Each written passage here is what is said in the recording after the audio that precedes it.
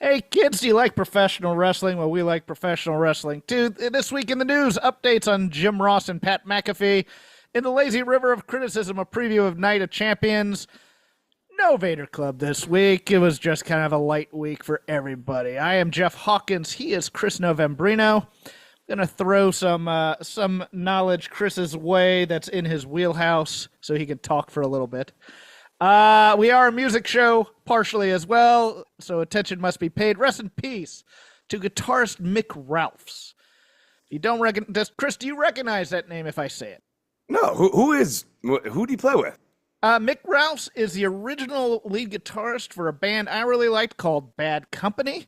Oh, okay, sure. He was also the lead guitarist for a group called Mott the Hoople. Okay, yeah. And yes, his songwriting credits include "Feel Like Making Love" with Paul Rogers, "Ready for Love," "Can't Get Enough," "Good Lovin' Gone Bad" from Bad Company's first couple of albums. He was also the lead guitar player on that riff from "All the Young Dudes," the song that David Bowie wrote for Mott the Hoople. If I said "All the Young Dudes," do you know what I'm talking about? No, but this is a guy whose guitar parts I know how to play. I just don't even. He's one of those guys, and I think those guys are always impressive. It's very, I would say Bach, maybe Mozart's that.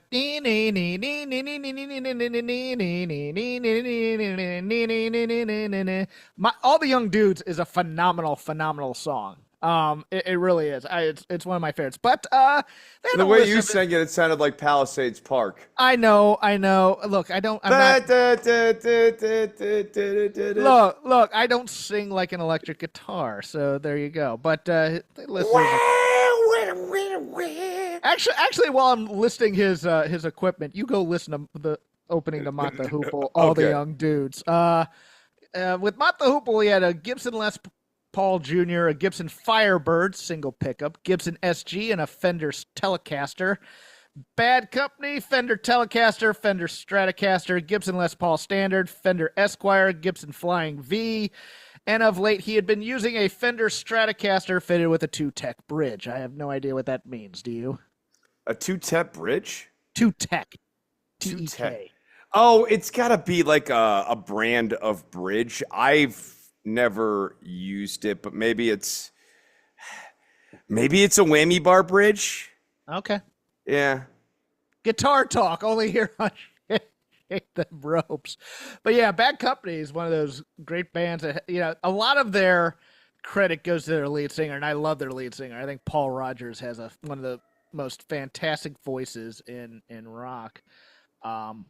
Also played with Queen for a while. Not Mick Rouse, but Paul Rogers was the lead singer of Queen for a while. He was also part of that super group in the 80s with Jimmy Page called The Firm with Chris Slade on drums from AC/DC and Manfred Mann's Earth Band. But no, Mick Rouse. We were talking about these type of bands before the show. These are bands where you had an incredible assemblage of personnel and no songs to match the amount of people you had in the band. They had a minor hit with a song called Radioactive, but yeah, they kind of flew out. Yeah, it's one of these weird things, like in the 80s, all these classic rock guys tried to get down to make like super groups, and some of them hit and some of it, like the only one that I really know of that really hit in the 80s per se, and this might be late 80s, this might even be 90s, now is Damn Yankees. Yeah, Damn Yankees. Yeah, they're late 80s. They're late 80s, like 80. That's John Waite. Or no, I'm thinking Bad English also. John Waite in Bad English as well. Yeah. He of the 80s and whatnot. But it's like I feel like a lot of those 80s super groups in particular are real testimony. If you don't have songs, it doesn't matter who the personnel is. Why the Traveling Wilburys work? Because like Handle with Care's a good song. Yeah, End of the Line is a good song. Right, yeah. But they also had, 4 songwriters there and 2 songs. Well, you also had Jeff Lynne, who produced every album in the late 80s of all these guys like Tom Petty and George Harrison, all their singles works too. So, yeah. Okay. I thought you knew Mott the Hoople, all the young dudes, so I was expecting you to go, oh, that guitar part. Yeah, that's iconic. It's like, No, nope. whereas I more think of, honestly, the bar rock standards, like Can't Get Enough of Your Love and those sorts Yeah. of things. Feel Like Making Love. I mean, these are, yeah, like they are so emblematic of a bar band of a certain generation who, Yes. like when I was learning guitar, I mean, I always knew that was sort of like yesteryear's bar band in the year 2004, but you still learned those songs. And then, like, also in college and stuff, I'd be listening to Replacements live stuff, and they'd be burning through a bunch of these Bad Company style riffs and that sort of thing, too. And, you begin also, I have since played in the boomer rock band with like 60-year-old guys where they want to run through basically this canon of songs. And yeah, Mick Ralph's, his songs come up a lot in that. And I mean, something to be said for writing anything that's got staying power 50 years later. That's true. Oh, here's a piece of trivia I did not know. David Bowie originally wrote Suffragette City for Mott the Hoople. And then Mott the Hoople told him, thanks. It's not our brand of song. And also, we broke up. And so David Bowie calls him and goes, okay, I got this idea for this song called All the Young Dudes, and blah, blah, blah. And then they record it. It becomes their biggest hit. And it keeps the band together for a few more years. I know. And Suffragette City absolutely would have fit right in with their other stuff. I wonder if he played guitar on Suffragette City. I didn't. They didn't list it, so I doubt it. No, I think it's the other guy that Bowie used a lot. The one who had the very mid-focused, almost like harmonics generating distortion. I forget his name though. Mick Ronson. That sounds right there. Well, let's get to the wrestling talk. We've ticked off whoever long enough. Jim Ross provided an update on his battle back from cancer on his podcast twice this week. Second time he announced he had been checked and he was cancer-free. Good for him. Thanked Tony Khan for his support and said he'd like to work it all in Texas. Quote, I'm tired of sitting at home. I'm excited about the opportunities that await. I am feeling better. My plan is to be in Dallas for the big event. He wants to call Omega and Okada. You always want to be near or attached to the big events that the company you're working for is promoting. I'm excited about the opportunity to get back in the saddle and kick some ass at some of these events. I'm feeling better. Yes, this is why I cheered so hard for the cancer being gone, because now I have to go, all right, JR, you've lost a lot on your fastball here, kid. And I love you. It's turning into Gordon Soley, where Gordon Soley just would not want to give up calling play-by-play. And you're just on one hand, it's like, it's the way I feel with Frankie Valli, where it's like I want people, even in their twilight years, to be happy and do what they want to do with their lives. You know what I mean? Yeah. But I also would love to find a way to do that where I don't have to watch you suck. And that's the real agony here. Is how do we get Frankie Valli on stage without people having to watch him be bad? How do we keep JR happy without having to listen to him? Can we put him in a box and pretend that he's doing commentary? Can we do an alternative JR commentary option for those who want the JR call? Is there some other way around this? Well, bluntly, I have no interest in hearing JR call play-by-play anymore. As you said, he's lost his fastball, so I want him to be happy and healthy, but he stinks on commentary now, and he has for about half a decade. Well, he can't get into character, and that's because he doesn't know the product well enough. That and also right, he doesn't know who the guys are. He has to get coached along on who the guys are. He has to get coached along on who the stories are, and he still has. And he still has the same problem with this AEW product that he had with WWE's product, which is that it's not his wrestling. It's not what he likes to call, and it doesn't even lend itself to the JR style of call. So while I get that he misses calling wrestling, he misses calling a wrestling that currently, to my chagrin to a certain extent, is not on TV right now.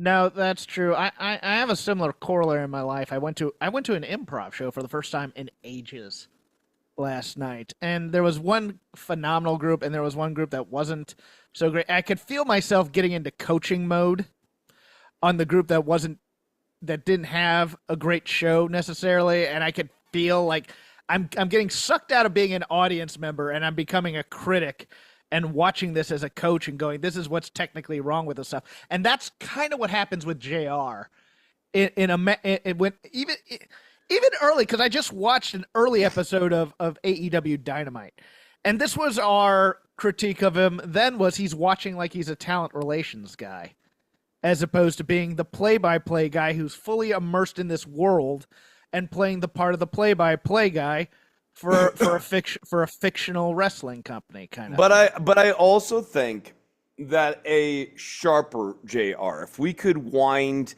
the mental clock 30 years back, right?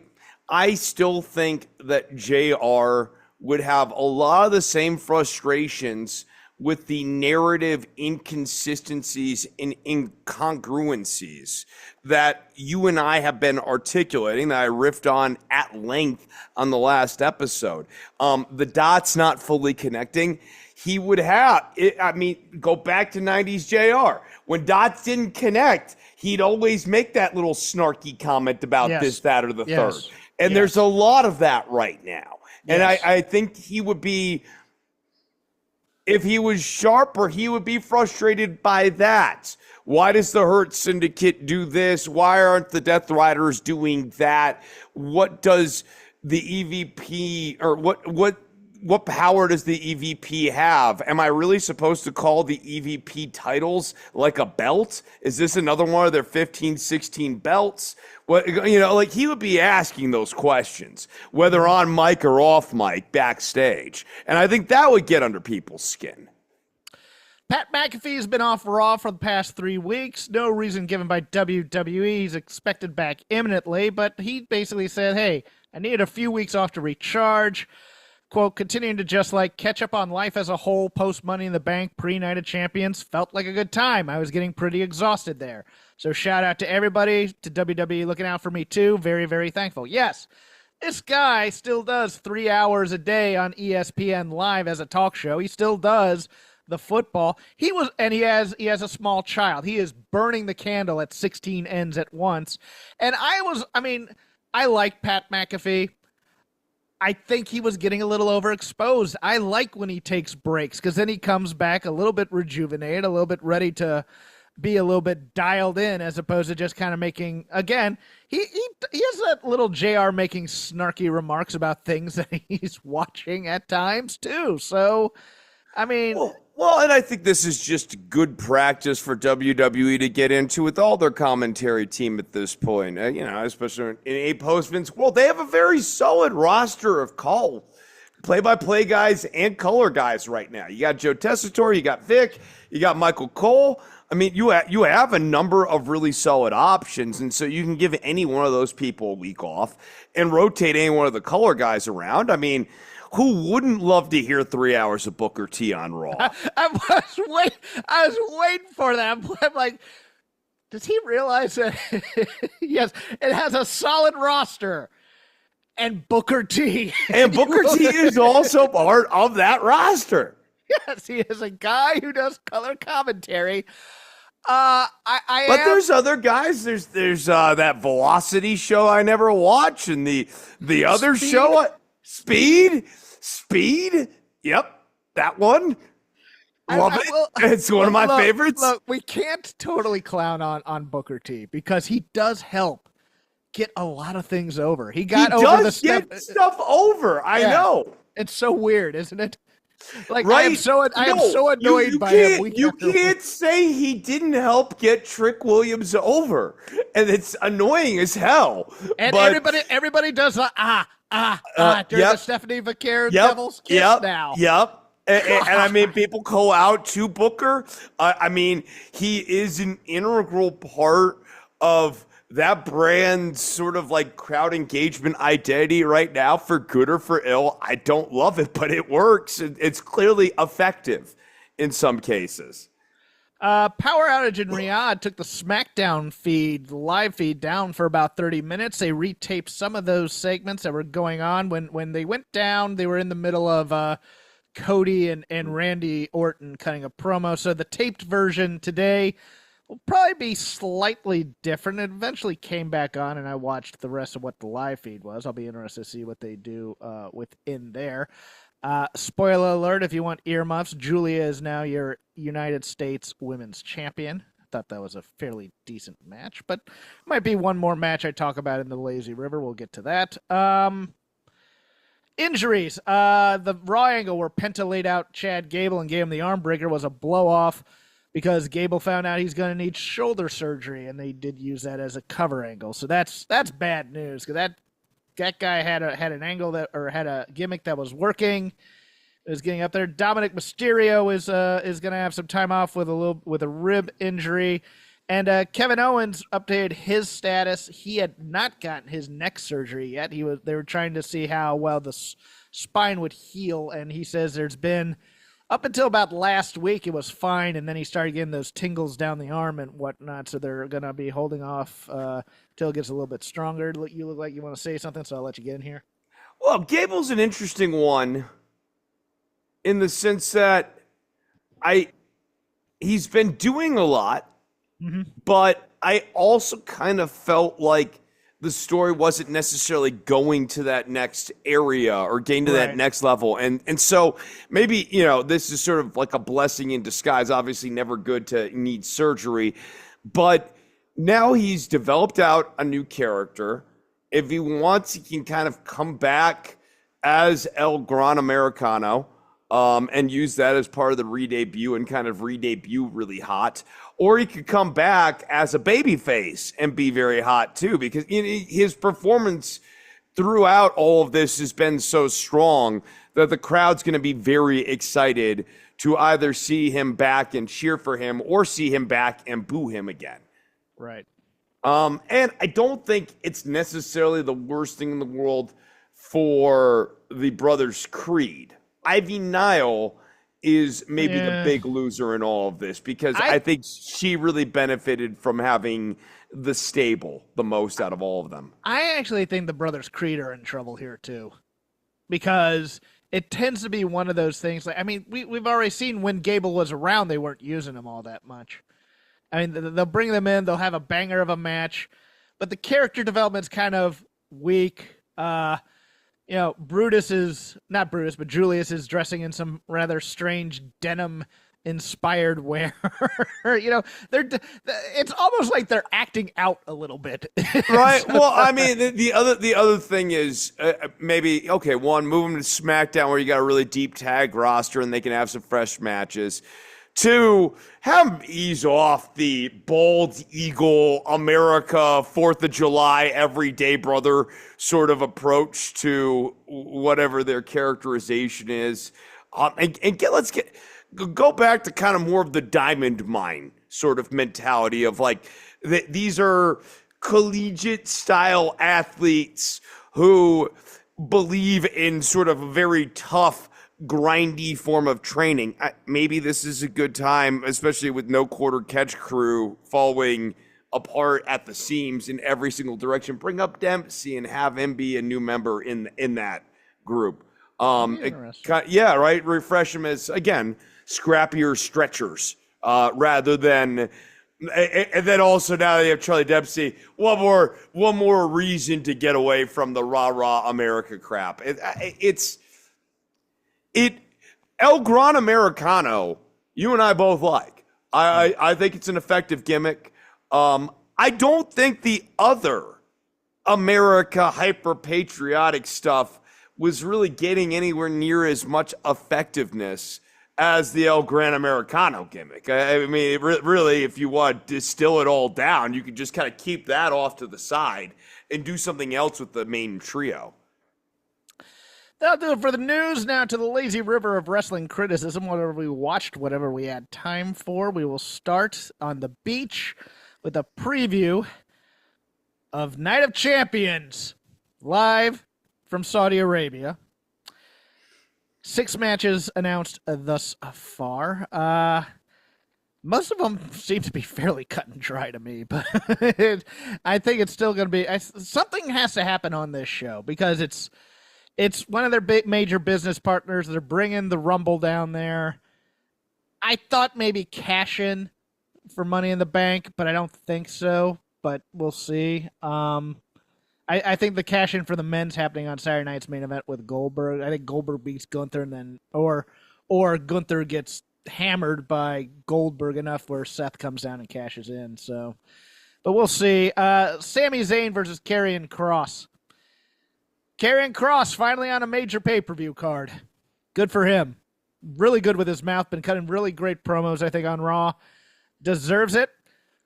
But it's so weird because it feels like Karrion Kross has to win to keep the story going, but I think the story is going to be he's going to sucker Sammy into doing something brutal, so he'll be quote-unquote in control.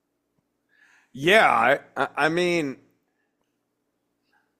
I don't, like, the problem with this match in front of this crowd is that Sami Zayn is such a dominant babyface character, generally speaking, but especially in front of Saudi Arabia historically, that I don't necessarily think they're going to see the nuance in the, he used a steel chair on the outside, or, he threw him through like, they're just going to be like, hell yeah, Sammy beat up that guy. Like this is their guy beat up not their guy. They're not going to see it with this depth or nuance. He did the hell of a kick through Scarlett into Karrion Kross. Right. Even something as absurd as that, which, WWE is going to do. I just, like, if Scarlett, got, knocked into the barricade or whatever, I don't think that does anything. No, it has no effect on the Saudi Arabia audience. That's kind of my point. Yeah. Yeah. No. I'm wondering.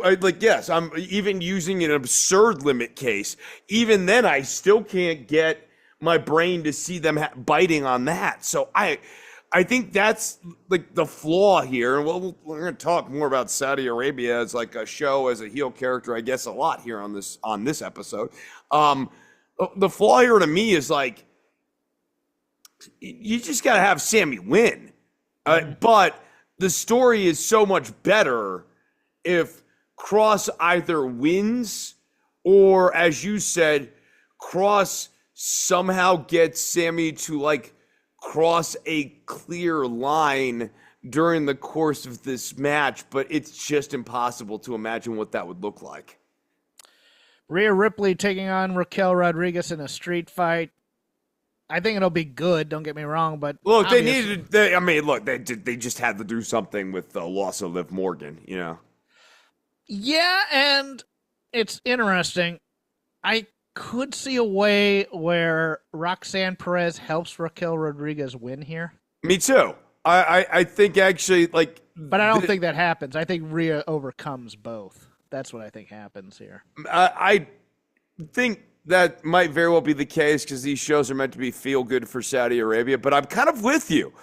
In a weird way, Liv being removed, a bit of a blessing in disguise narratively for the Judgment Day, because it makes this Roxanne Raquel thing a much more even dynamic and like a complicated one, like, because they were a former tag team and they've alluded to that before, and they have history and distrust of one another, and Roxanne's now trying to win over Raquel's trust, and Raquel now before Raquel was kind of like the secondary to Liv, and here now Raquel is kind of the dominant figure to Roxanne, who's trying to butter her up, and it makes the dynamic a lot more interesting. I hope they have Raquel win. Just because I think that spices up things a lot in the Judgment Day stable. But I'm kind of with you. I think Rhea might. Well, Raquel left her laying, so WWE booking says that Rhea gets it back. Another one that's fairly obvious, but I'll have to say it after I say the match. Jacob Fatu versus Solo Sikoa for the United States Championship. Jacob Fatu's probably going to win this with the help of Jimmy Uso, given what happened on SmackDown tonight. I'll say this, though, and I said this last week as well. Solo Sikoa is getting some very oddly amusing to me charisma in this run where he's already an afterthought kind of thing, but he's really started to learn how to play up the 1960s Batman villain aspects of his character. He's so much more interesting on the microphone than Solo Sikoa than Jacob Fatu, because with Jacob Fatu, I'm counting down the seconds before he prattles off another one of his Roman Reigns, the big dog suffering succotash phrases. Yeah. Because they've loaded him up with every possible, like, stuff. All gas, no brakes. You know what I mean? Yeah.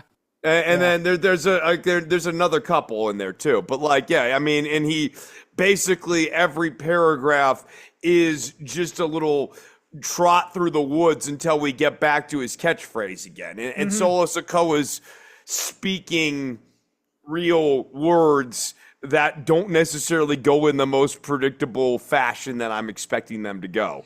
Yeah, it's in protecting Jacob Fatu as a guy they see as a star, they're hurting him by putting him in catchphrase land. You're exactly right about that. It's we need this call and response to make him a star, so we're gonna shove that down your guys' throats over and over again. That could end up backfiring in some ways. I'm with you on that. Yeah, it just gets tedious because I see things with him when he's just speaking. But they've over gimmicked him. He has a certain aura, but they've over gimmicked him. It's like over gimmicking him takes away the aura of realism from the streets that he brings into this. That element of danger that he has. It's almost like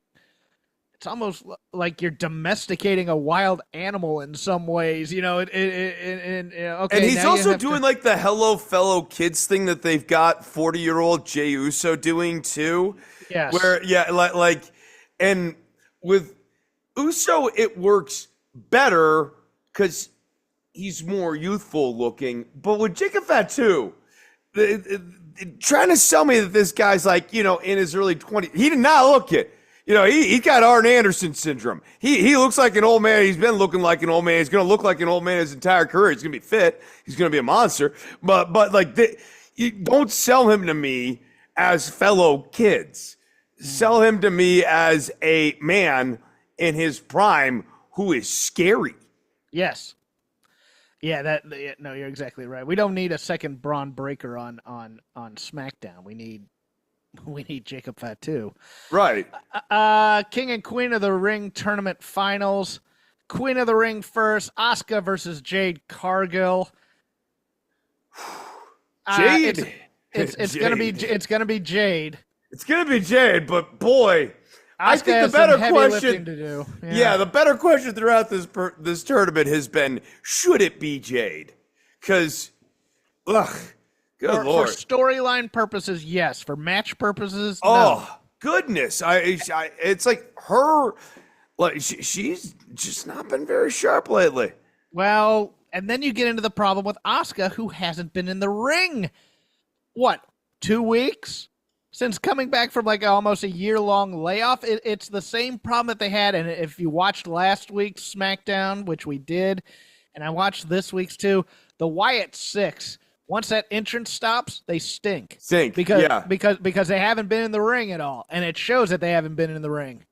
Because it's not even. I know what people are thinking. Oh, it's fitness. It's more than that. Like the Wyatt Six is a real good example because like we're kind of Joe Gacy fans on this show. Yes, like Joe, In particular, we're kind of Joe Gacy fans. Like he went from being a guy we were kind of, on the fence on early on in his run in NXT, and then some of those matches towards the end of his run in NXT, guy was just killing himself. He's good.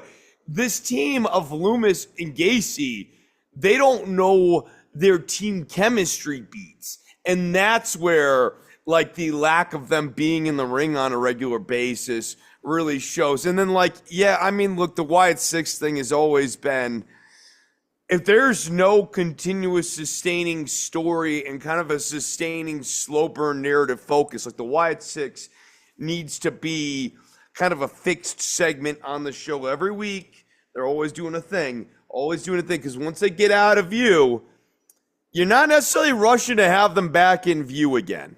Right. Yeah. Yeah. Like they had something interesting when they had the origin of the Wyatt Six, and then they just kind of went away from it for a while, and now it's right. like, okay. Those origin videos were great.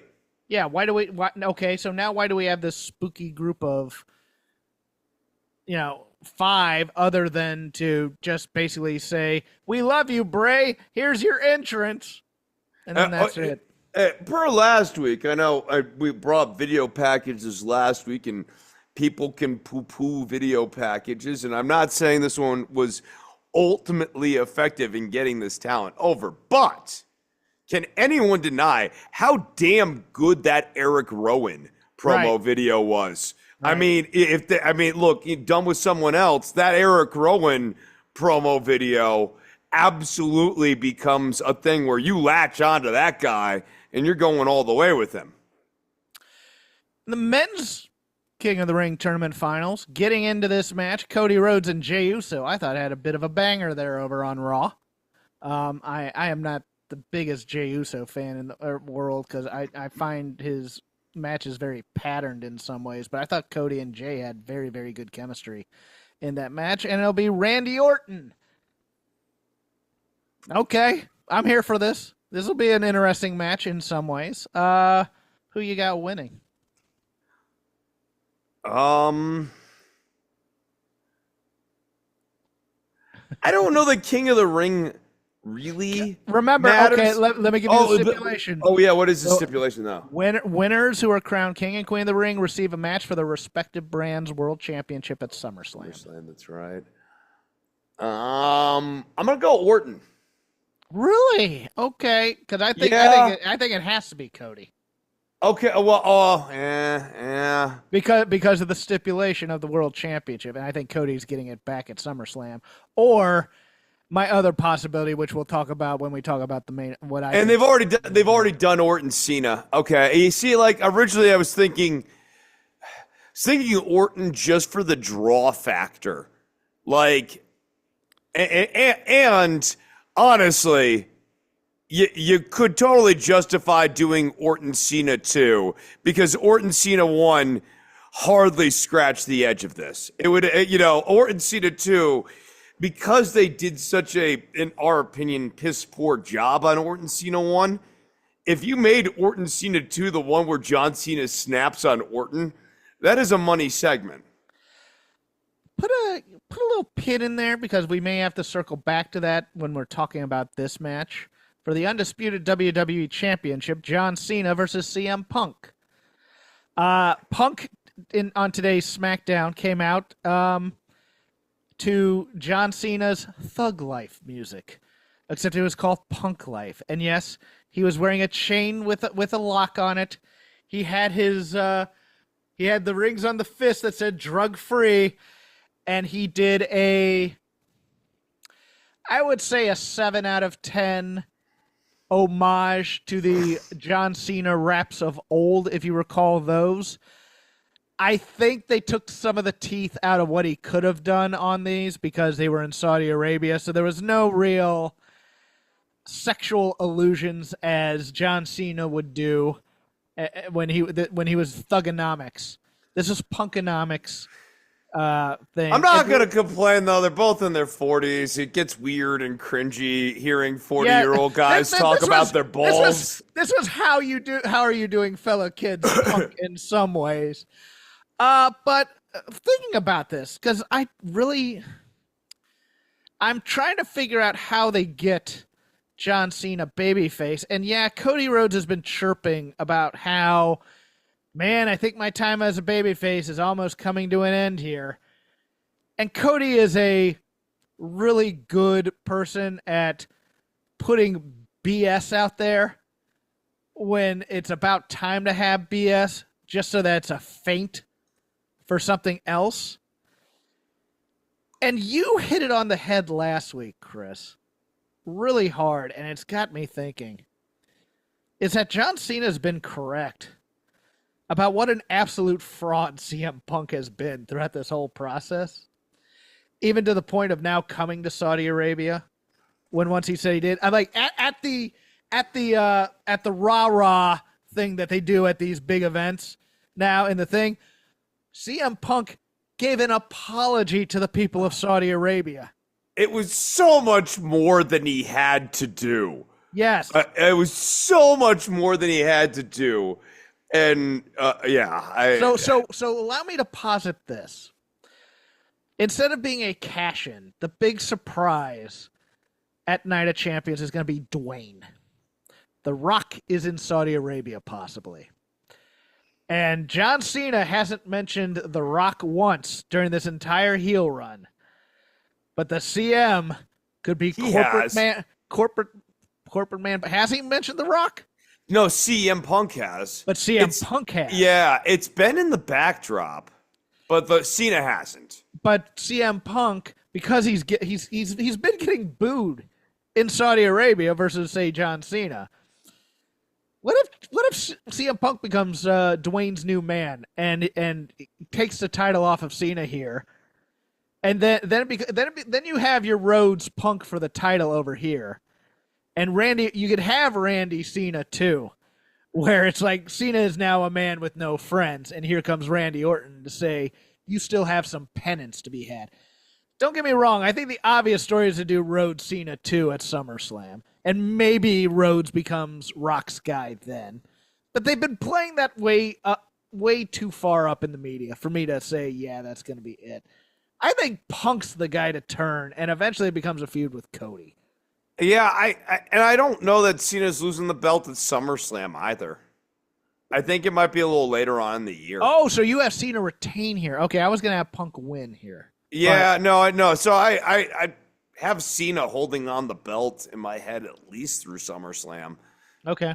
Yeah, I mean, I could see him having it all the way up to like the Survivor Series or something like that. I want to get out of this heel Cena because he's not doing anything with No, it. I want that too, but that's separate from my how are they going to really hop off the heel run that quickly, just a Mania to SummerSlam thing. I tend to think no. I tend to think Cena might be our heel champion for the entire calendar year, like through to WrestleMania.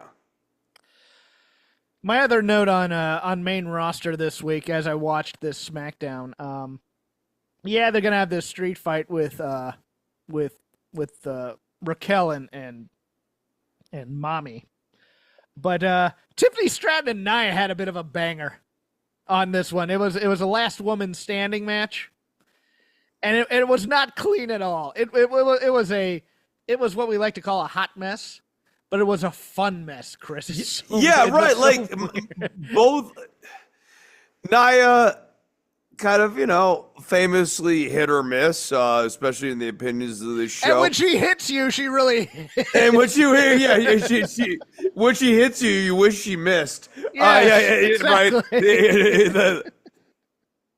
Right. Miss, I wish you wouldn't hit me. Yes, exactly.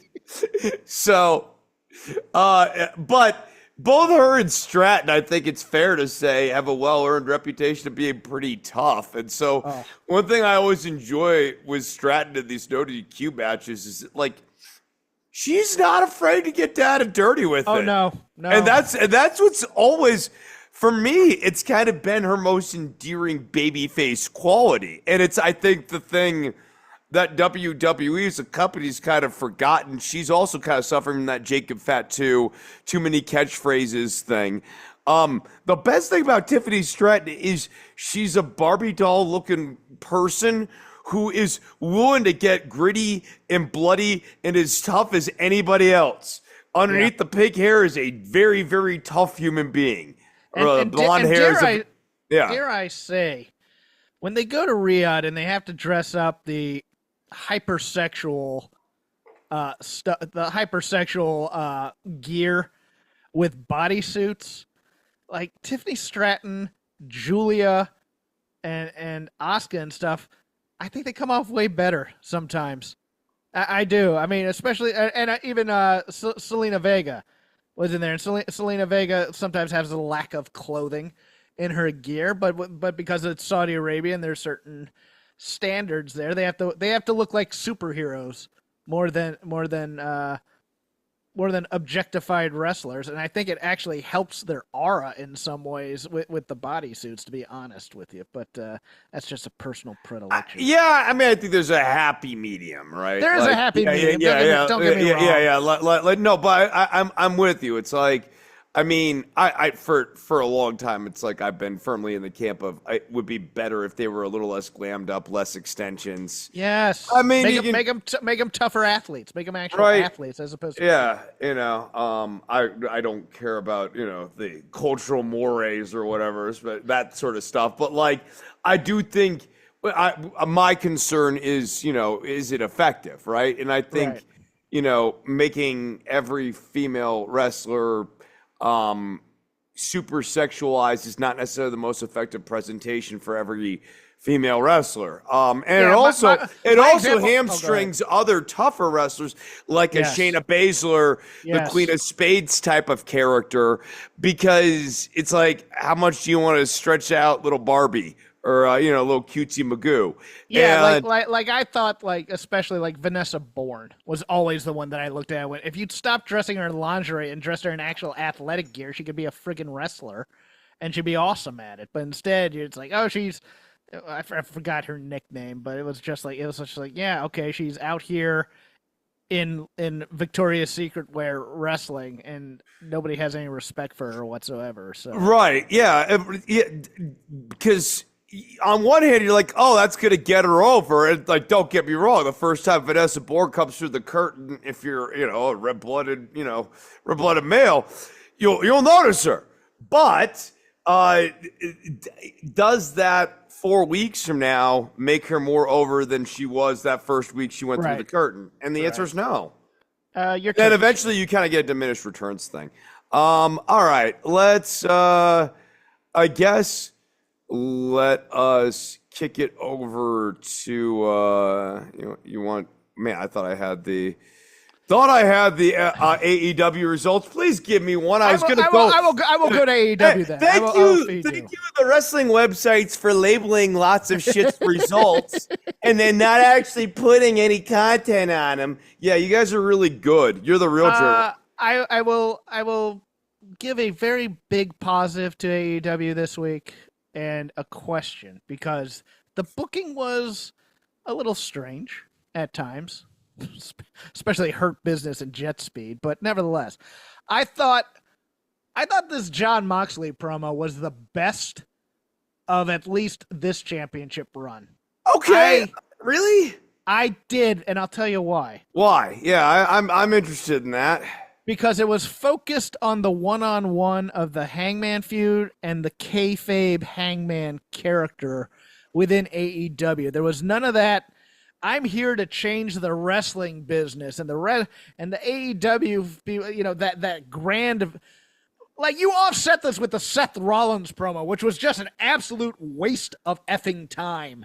Seth Rollins character sucks. Character sucks. It's just a miasma of his various characters through the years. Mm-hmm. I'm the architect. I'm the visionary. I'm the savior of professional wrestling, and I also dress like the Joker, and I dress like an ass. It's every character he's ever done in a watered down cover band playing the hits version. I hate it.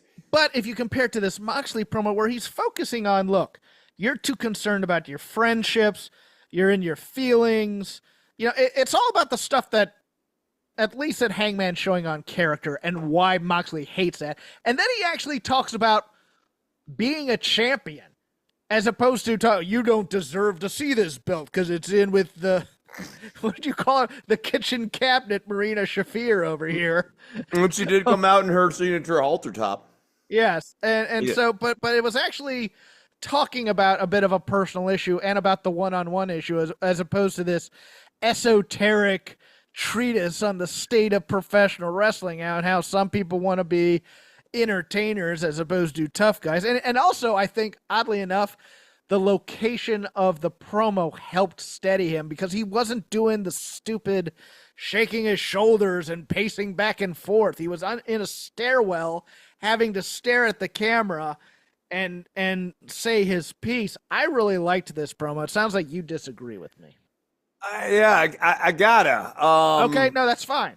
Yeah, so it is utter non sequitur to everything that the Death Riders has been about. And if anything, the stuff that made this promo effective serves as a critique to the Death Riders.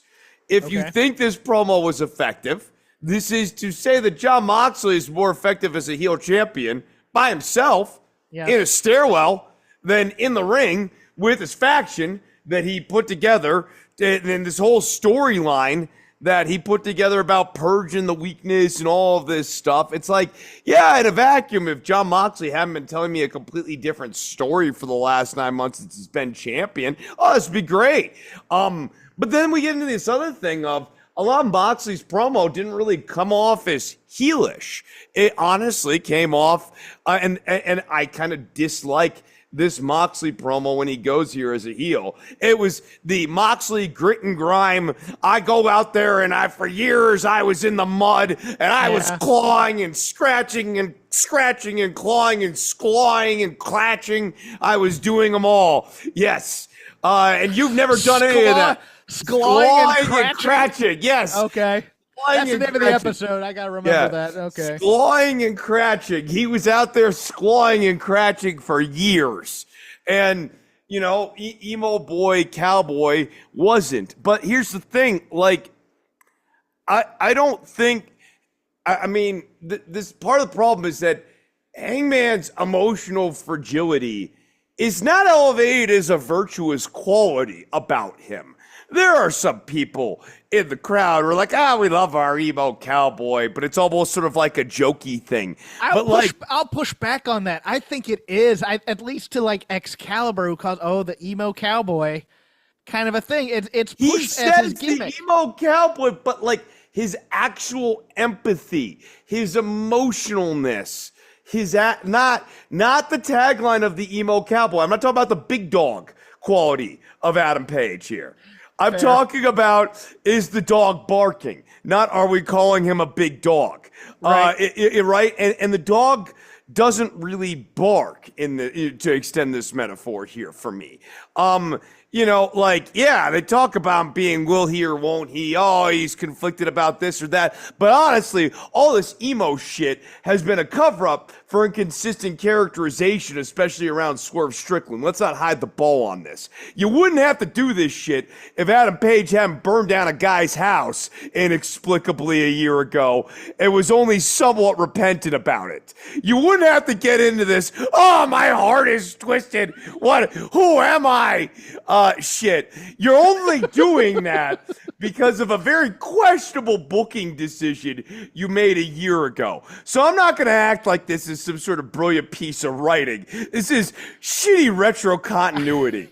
I didn't think I'd get you swearing angry. I thought you were just angry at it. Okay, so let me ask this then, because this is the weird part to me, and I'm watching this, and they've already done the Swerve Osprey put your EVP crap on the line stuff. I'm going to go on here, though, a little bit more on Page. Page and Moxley. I'm not finished. Okay, go ahead. Don't believe that Page is going to win the belt, and Moxley's not threatened by Page, really. Moxley is so unthreatened by Page, he's not even surrounded by his guys. Okay. Like, your stairwell thing, it's good in the sense that he's not doing this thing and rootin' tootin' and and scratching and clawing and cratching and clawing, squalling and cratching, squalling, cratching, all of that, right? Yeah, he's not rootin' and tootin', he's not squalling and cratching, but like this all belies his calmness is sitting on the stairwell, not being surrounded by his boys, not taking it to that next level because he's really worried about the champion. Just belies that he's not actually worried about losing to Adam Page. So that is my final critique on this. That's all I got now. Okay, because here's where the booking of the show itself got a little weird for me. Is the go-home show, which they haven't announced anything for yet, because they never announce anything for Dynamite these days, is Blood and Guts the go-home? Because if all of this is leading to Blood and Guts that's after All In, a lot of these matches, the people who are winning should not be winning in any ways. But they are definitely setting up for a Blood and Guts match because we keep on having these two groups of people coming into fighting with each other, even though they're in individual matches at All In. Right? And then you use the double cage match to set all these stipulations where, like, if the Young Bucks lose, they have to give up the EVP titles in the match, or they have to make that a stipulation. If Moxley loses, he has to settle for Texas Death in his match against Hangman or something. It feels like they're setting up all these phony stipulations to be settled in a Blood and Guts match next, right? Not this Wednesday, but next Wednesday, that they haven't even announced yet. Otherwise, why the hell are we doing these ops run-ins for the Bucks when they're not facing each other?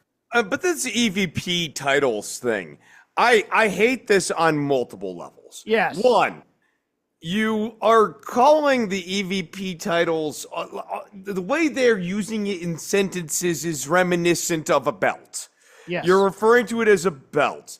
But beyond that, we always talk about this. You gotta be able to envision a bifurcated world in terms of outcomes, right? One where the Bucks retain power, and one where the people who are challenging the Bucks win.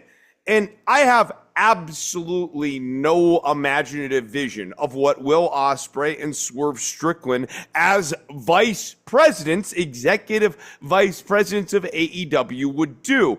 And if anything, I would submit to you that the out for this should have been Strickland and Ospreay saying, if we win, no active wrestlers can be vice presidents anymore, and instead we are going to put it to a board of directors. Me and Swerve spoke, and we got veterans like Chris Daniels and Frankie Kazarian and Dustin Rhodes, who's going to retire finally. Like, whoever, right? You make a board of directors of former wrestlers who are on your roster, probably working as agents.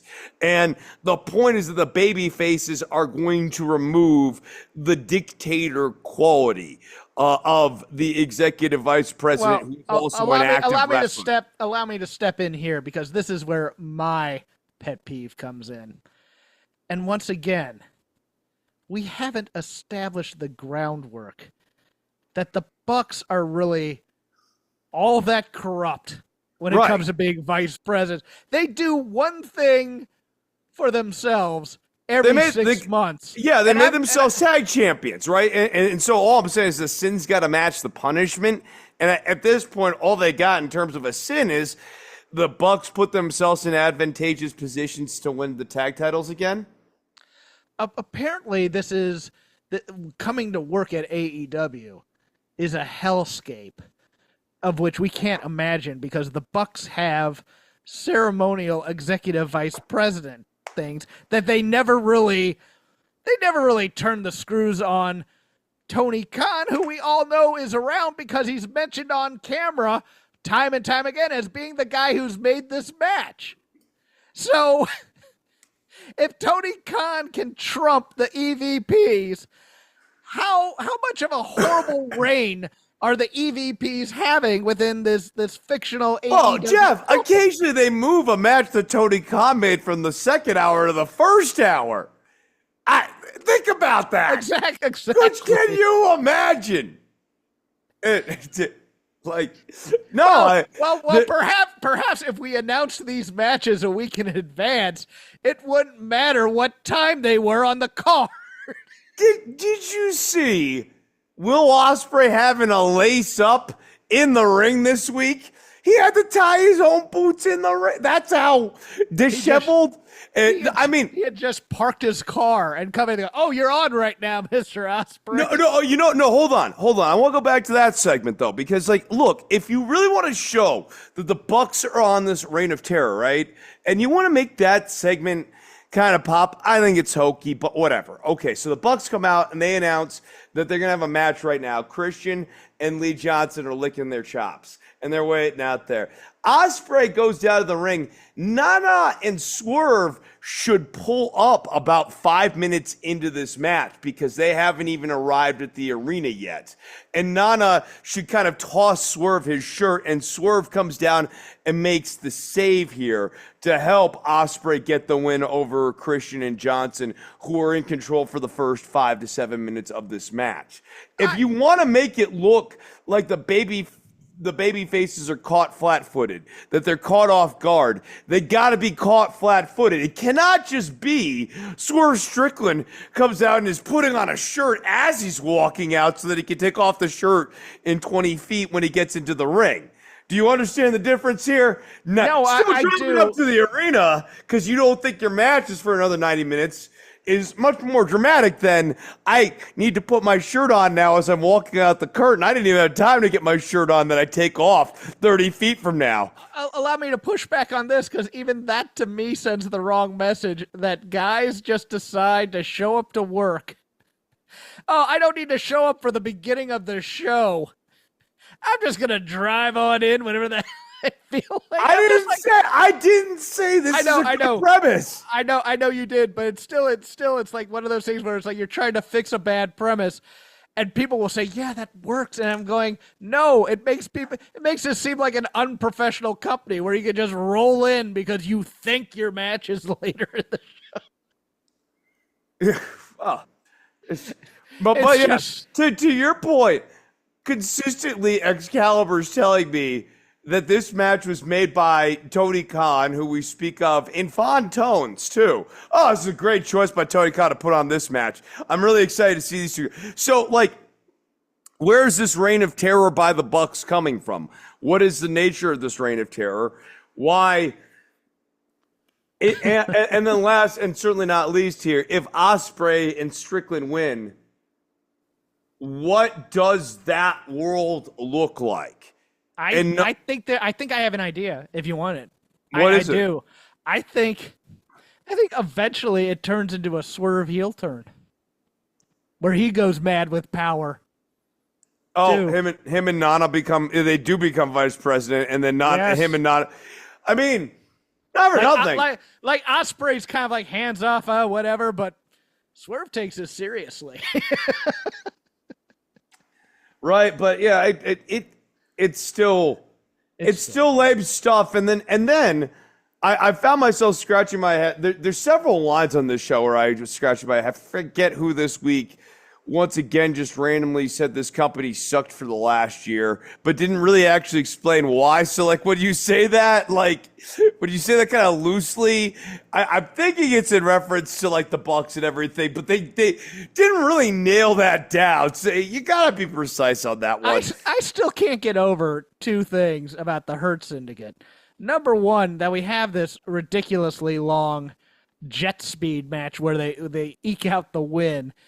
The Hurt Syndicate come out, they destroy Jet Speed. And then MVP gets on the mic and goes, "Are there any tag team challengers out there?" When supposedly Jet Speed are going to be your tag team challengers. But I think that's changed due to Collision last night. I think it's going to be a multi-way match because it looks like Christian and Nick Wayne are going to somehow be involved in a match too. But we'll see about that. But then we're also oh man, this is Mark Briscoe promo where he simultaneously. Oh, let me stop on this real quickly. This is a real fine piece of English here, Jeffrey. Mark Briscoe comes out and he opens up. What was the word of the day this week, Jeff? Empathy. Empathy, and he got the crowd to chant empathy, empathy, because as Mark Briscoe illustrated. MJF's gone through a lot of bullying back when he was, in high school and in middle school. They used to throw the quarters at all the anti-Semitism stuff. He's really been through it. And then how do we end this promo, babyface Mark Briscoe? By calling him Kosher Pickle and getting the same crowd that chanted empathy moments ago about the bullying to turn back around and scream kosher effing pickle at him, and we don't see some sort of incongruousness in just that structure, let alone the fact that I think Briscoe almost got too close to the bone here, that this fact, like MJF glomming himself onto this faction, kind of has this sort of icky racial thing where MJF now has 3 guys who are helping him out, or kind of has hired help as he pursues the big championship, and they're all the second. It's all very icky. Well, that's okay. Not a good piece of business, and Mark Briscoe's supposed to be the babyface. MJF's not getting any flow to his promos because MVP keeps interrupting him to do crowd heat segments.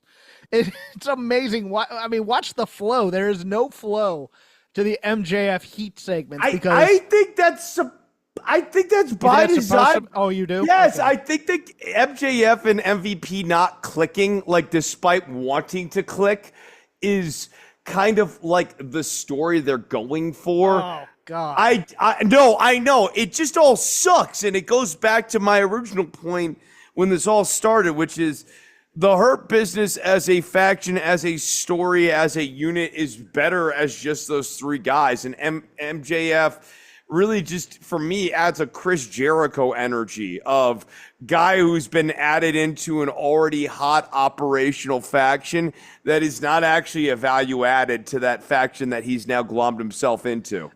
Oh, I need to circle back because I know the other thing that was just incongruent and just drove me a little bit nuts is the Ballad of A.R. Fox, who, did you know he has a lot of momentum with all these losses? Yeah, no, he's been losing like shit, but like every time he loses, he's picking up speed. Like, have you ever seen a log, like a turd roll downhill?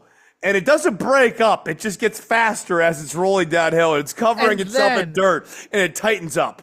And then we get 15 minutes of the Ballad of A.R. Fox in this Jet Speed versus A.R. Fox and Ricochet tag match, where the baby faces have absolutely no compunction about beating the holy crap out of babyface A.R. Fox, who is reluctantly teaming with this scumbag Ricochet, who is not helping his partner in any way, and A.R. Fox is taking it to get more and more sympathy.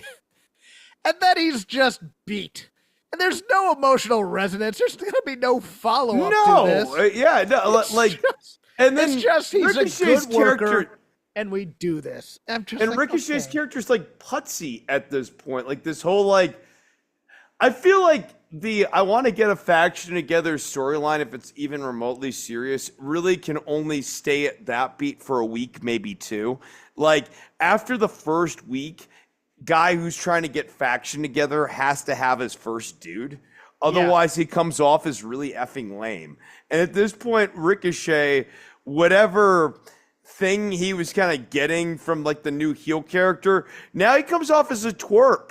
He, like all of the mannerisms, the goofy jacket, the ha-ha, all that stuff just comes off as twerpy. It doesn't come off as part of a big dickish guy who's got some power and some clout and some influence and like knows it now and is throwing his stroke around.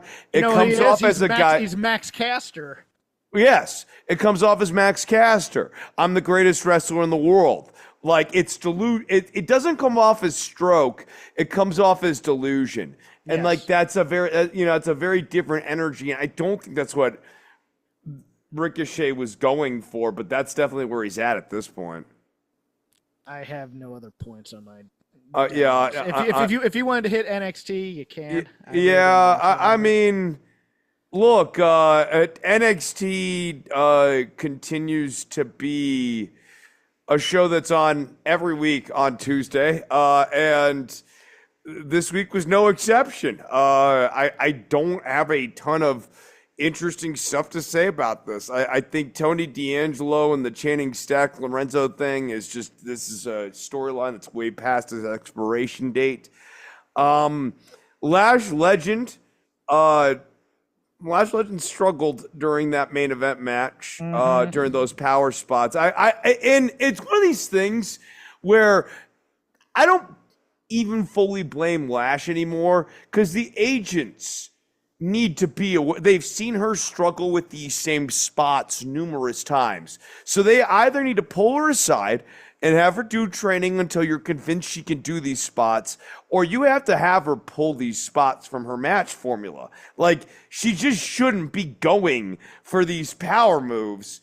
Because, I mean, the flip of this, too, is for the safety of the other people in this match, they should not have to leave their feet for someone like Lash Legend, who cannot protect them when they are off their feet and out of the control of their own physical person.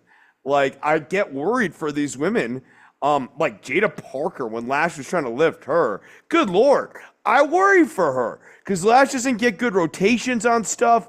Lash doesn't get people up well. She doesn't have good grip on things. There might be something for her to do in wrestling, but I gotta tell you, man, we've watched the Lash Legend experiment for a long time now, and there was that little like, oh, she's gotten a little bit better. Yeah. And that stopped 9 months ago, maybe like a year ago. She's completely plateaued, and the plateau she's at is not safe for the other people she works with. If Lash is going to keep working a match style wherein they want her to pick people up and throw people around and stuff, like, if I was in the ring with a person at the talent level of Lash, I would not leave my feet for them. I just, you know what I mean? I'll give my quick hits. I thought Trick and Briggs was pretty good. I find the writing out of Inamura of the Obafemi storyline ridiculous. I thought that was Jasper Troy. I thought that was stupid. That was so. I mean, the only thing I hope is that Inamura comes back around and humbles Jasper Troy next week. Like, when it actually, I mean, and straight up, actually, a great way to heat up Inamura for the Obafemi match would be if Inamura, in a surprise, came back and actually beat Jasper Troy on his way to this title match. And I thought, look, the match didn't mean anything to me, but I thought Ashante the Adonis looked actually pretty good against Ricky Starks. I don't see a lot of upside in him whatsoever. Oh, and I liked Javon Evans and Tavion Heights. I thought they worked pretty well together. I like them. I like them. That was the highlight of the week for me. Was that match in terms of agreed. Tavion continues to be an exceptional talent on this show. They got to find something better to do with this guy. Yes, and the no quarter catch crew is dead. Split them up. It's done. Let Maddie Rankowski do something, or Ren Sinclair go do something with somebody else, or have her keep running around with her and Charlie, because honestly, they were the whole personality of that unit anyways. It's like the energy of that unit is Maddie's chippiness, Ren Sinclair's chippiness, yes, countervailing against Charlie Dempsey. And so, like, the idea of them being each other's weird managers, despite like kind of being an odd couple friends, is honestly the engine that was driving the car anyways. They don't actually need the other two. Well, you say that and it's correct, and then you realize what a mistake it was to break up Chase U with Thea Hale and Andre Chase. With Thea Hale and Andre Chase. Yeah, Thea Hale is lost right now doing this dumb story with Tatum Paxley and whatnot. I am watching this show and I am struggling at times. Like I am with you. The entire mob story, and now you have the Heritage Cup involved in there because Noam Dar's injured again. Right. I'm just like, I don't care about any of it. Tony is a hell of a wrestler.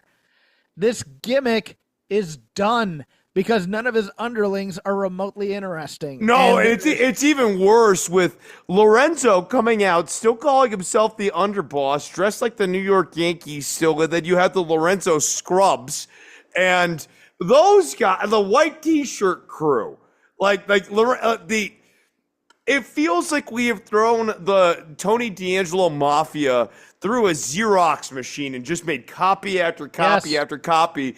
And now what you've gotten down to is like white t-shirt with black pants is my mob look.